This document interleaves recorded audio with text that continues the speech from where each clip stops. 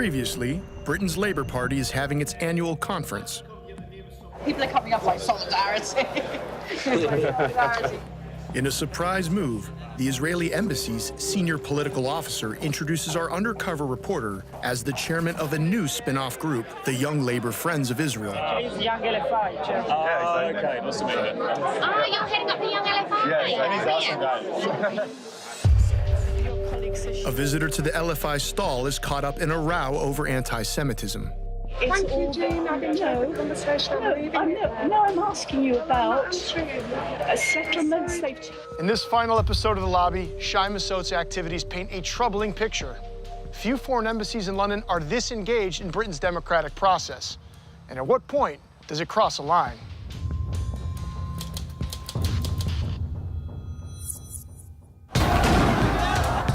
Following decades of violence, a new challenge has emerged to Israel's occupation of Palestinian lands, called BDS. BDS is here to stay. That's the global movement to boycott, divest, and impose sanctions on Israel and expose it as an apartheid state.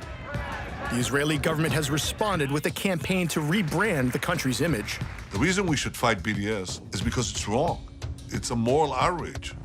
It's an operation run by the secretive Ministry of Strategic Affairs. They recruit mainly former intelligence officers. Its main task is to counter BDS worldwide.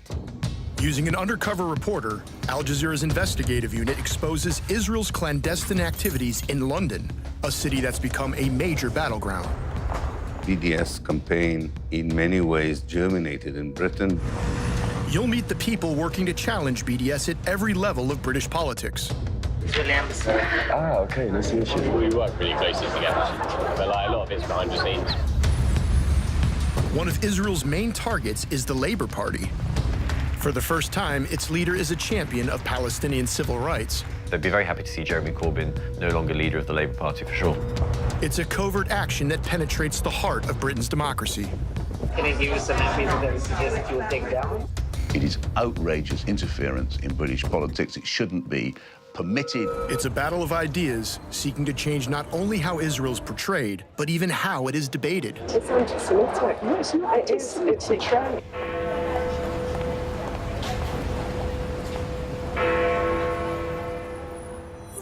The annual conference of Britain's opposition Labour Party is continuing in Liverpool, in the north of England.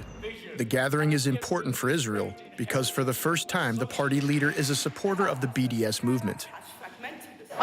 Robin, our undercover reporter, has been with members of the Labour Friends of Israel.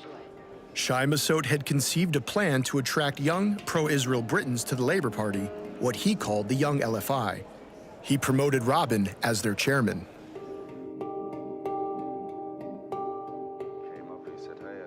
Now it seems the Young LFI is about to become operational. I don't know what Shai's basically and says he very empty out a bit of money, which is good.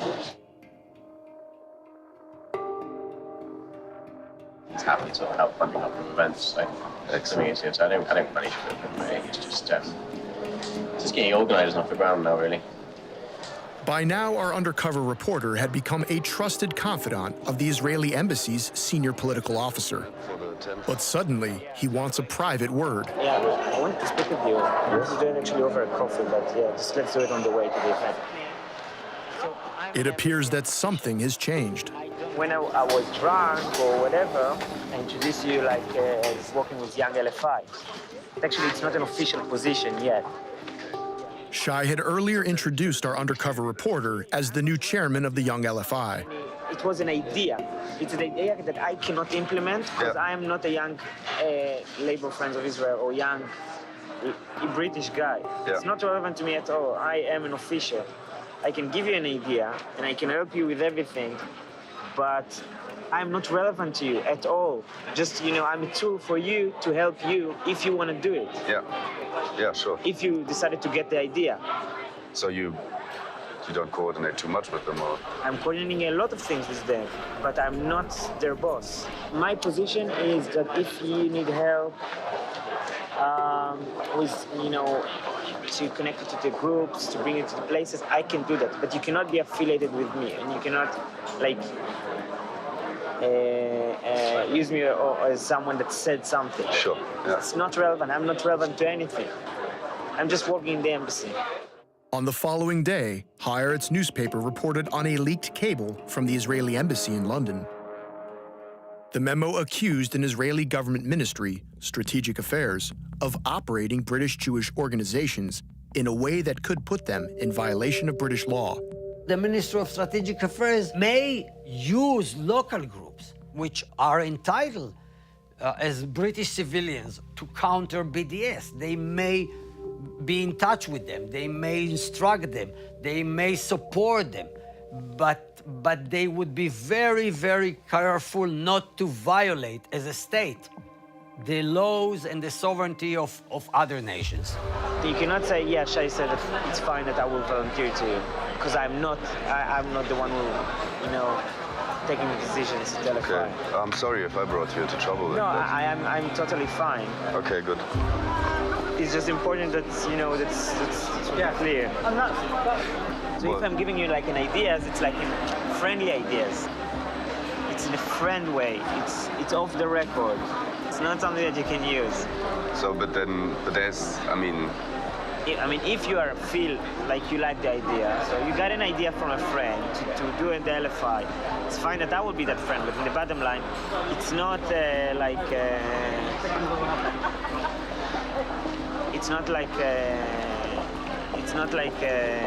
have a say in that idea. Yeah, okay, sure. Do you get it? That's politics. If you were trying to fool the British people by setting up a front organization which masquerades or says that it's genuine Friends of Israel, but actually is run from Tel Aviv, that's troubling. Just imagine if there's a great big sort of apparently spontaneous pro-Iranian organization in Britain and it turned out that it was run from Tehran or inspired by Tehran. That would be outrageous. The annual event run by the Labour Friends of Israel was one of the most anticipated at the conference. The party leader always attends. The LFI chairperson kicked off proceedings. We must campaign flat out against the BDS movement and all those who seek to demonise the State of Israel. To single out uniquely the world's only Jewish state and call for it to be boycotted, that is anti-Semitic, and we should say so loudly. It's very surprising that people suddenly were talking about fundamental issues of anti-Semitism in the Labour Party once a certain person was elected as the leader. Ladies and gentlemen, the leader of the Labour Party, Jeremy Corbyn. That's the only reason people were looking for anti-Semitism. And you know, if you look for something, you will always find it, whether it exists or it doesn't exist. And I want to thank Joan Ryan, as chair of LFI, for the work that she's done and the way that she represents the organisation. The sudden onset of anti-Semitic claims led Jeremy Corbyn to publicly engage with Labour's pro-Israeli groups. The Labour Party is not a home for anti-Semitism in any form. I do not intend to allow it to be. We've produced a report to deal with that. We'll continue proposing any claim. Kind of live with that for the time being. Yeah. Get through another year. In the past, Israel has grown used to unchallenged support from across the British political establishment. That cross-party consensus allowed Israel a free hand, enabling it to build illegal settlements on Palestinian lands. I'm sure many people are pleased to hear your commitment to the two-state solution and your commitment to fight anti-Semitism wherever it appears, in our party or in the wider society. In private, Israel has another message. Corbyn and the global BDS movement that he supports threatens the political status quo that has tolerated Israel's occupation of Palestinian lands for half a century. Corbyn is a leader. One of the things that he doesn't understand, or he doesn't get, is that at the moment that you get the leadership, you need to drop all of the weirdos, the extremists. It's good that they were your campaigners. You cannot build a government from extremists, and he doesn't want to do that. He wants to stay with all of those weirdos.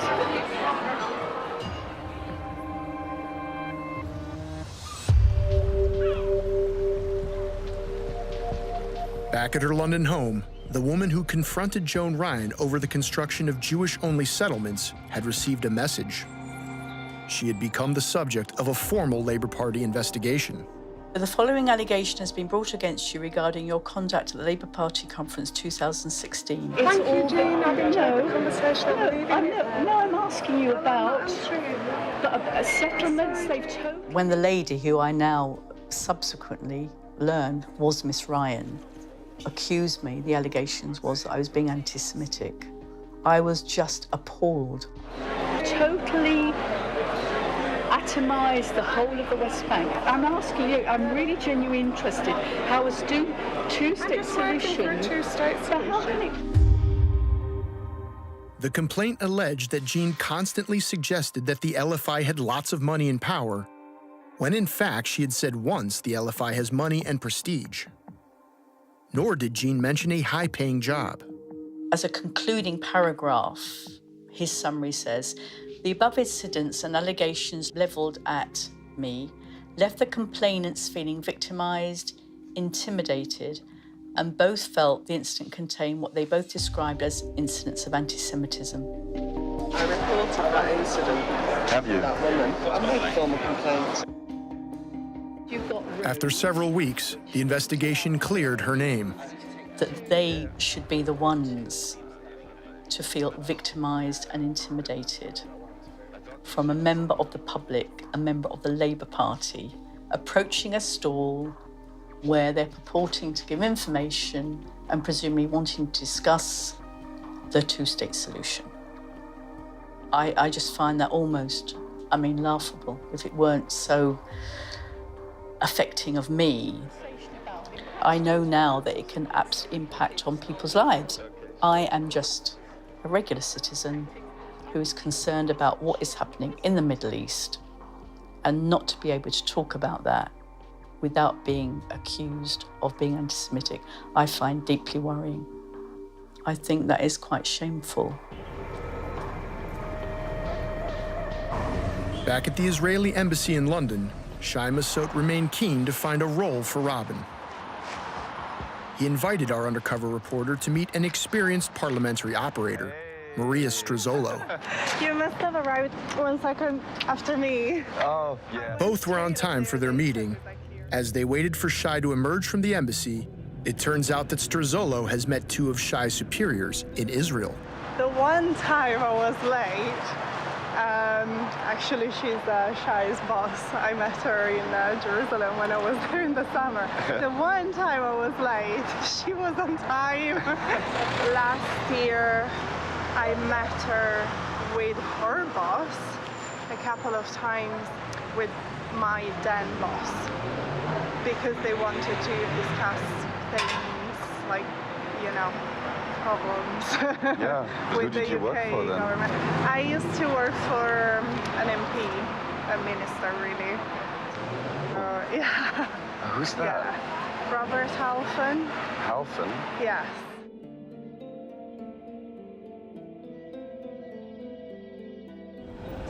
The British civil servant began to educate our undercover reporter on how the Israel lobby works inside Parliament, and especially the Conservative Party. How many of the MPs from your party are in CFI? Oh, pretty much all of them. When there is the annual lunch, which is just before Christmas, basically the whips always make sure the light votes come after the CFI lunch because it's like all the parties there. Whips are party loyalists who ensure MPs turn up whenever they are needed to vote. And the PM. And the PM, and the Chancellor, and the Foreign Secretary, and everyone. When we're talking about the construction of British policy towards the Middle East, towards the Palestinians, towards the Israelis, you can't describe that without taking into account the fact that the Israeli government has a very powerful ally in the shape of the conservative Friends of Israel, and that they do brilliant job at getting the Israeli point of view across. The parliamentary officer described the ease with which the CFI's information was accepted by MPs. if at least you can get a small group of MPs that you can always rely on when there is something coming to Parliament. And you brief them, you say, you don't have to do anything, we're going to give you the speech, we're going to give you all the information, we're going to do everything for you. Then I think it becomes easier. And from that little group it might grow and grow and grow. So if you prepare everything for them, it's harder for them to say, oh no, I don't have time. So if they already have the question to table for it's hard to say, oh no, I won't do it. Strozolo boasted about how her efforts once made an immediate impact on the national debate. I was in Israel with CFI when they had found the 3 kids that had been kidnapped in 2013. And I was on the phone with Rob to convince him to table a question for Prime Minister question time for paying tribute. And also tabling an urgent question to get a statement from the government on the 3 kids. Mr. Robert Halfon. Thank you, Mr. Speaker. The world has seen the tragic and brutal murders of 3 Israeli youngsters, most probably by Hamas. Will my honourable friend give the Israeli government every possible support at this time? And does he not agree with me that far from showing restraint, Israel must do everything possible to take out Hamas terrorist networks? And will he give the Israeli government support in this? I think it's very important that Britain will stand with Israel as it seeks to bring to justice those who are responsible.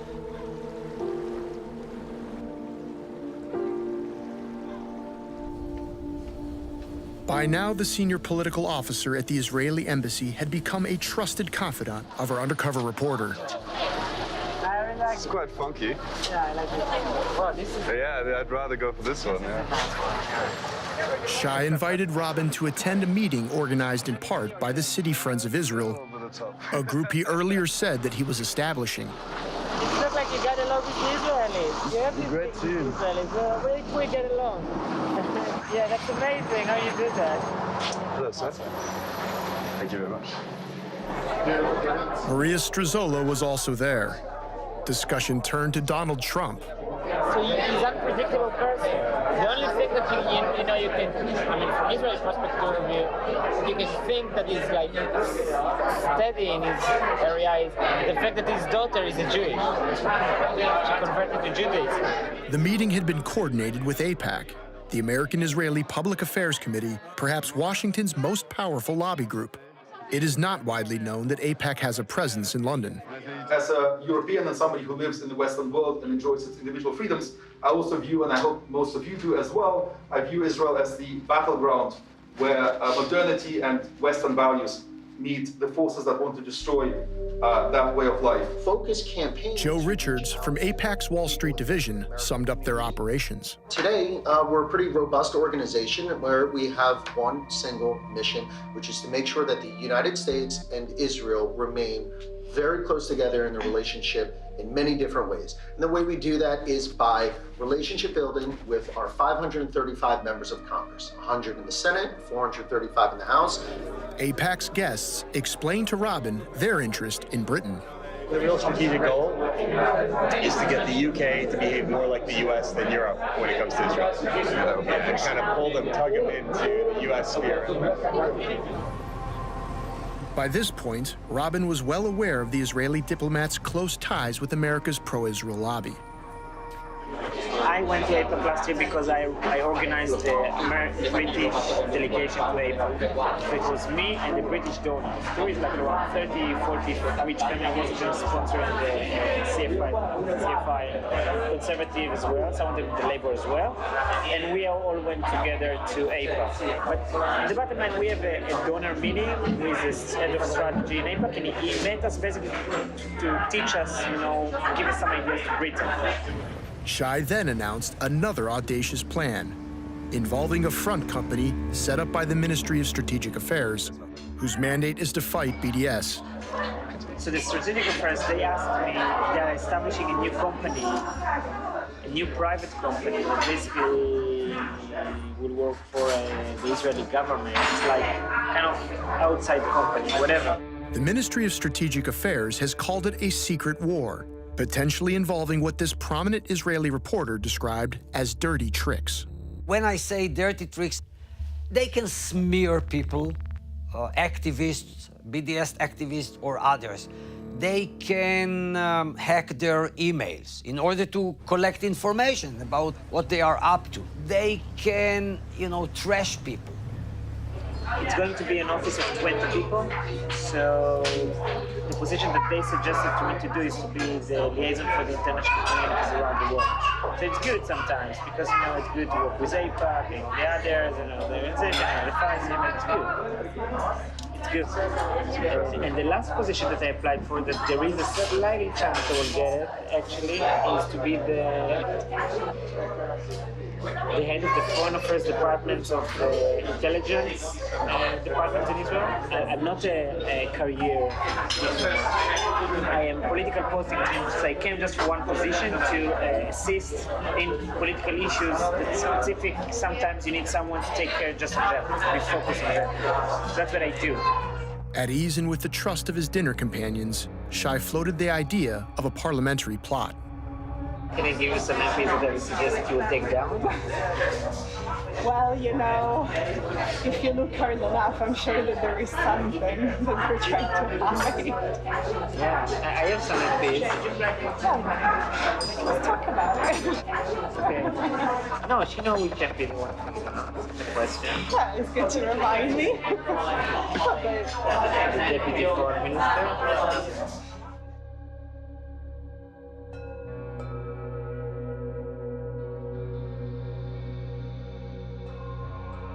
This exchange between the political officer of the Israeli embassy and a parliamentary staffer about taking down, is the phrase used, Alan Duncan, is outrageous. It's shocking. This is clearly a deliberate attempt by a foreign government to interfere in the workings of British democracy and to secure the destruction of the career of a minister in the British government. We recognized Israel in 1950 when they didn't have any clear borders, they didn't have a capital city, and now it's high time to do the same for Palestine. You still do it. You still want to know that? No, he's doing a lot of programs. I thought we had like a neutralized him a little bit, no? No. So Boris is good. Boris? He basically good. Yeah, he just don't care. He's busy with other issues. Boris is busy,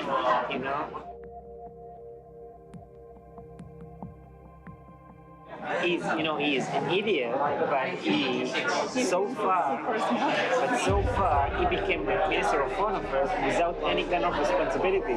So technically, if something will happen, it won't be his fault. The parliamentary officer then recalled how Sir Alan Duncan had once confronted her boss, the MP Robert Halfin.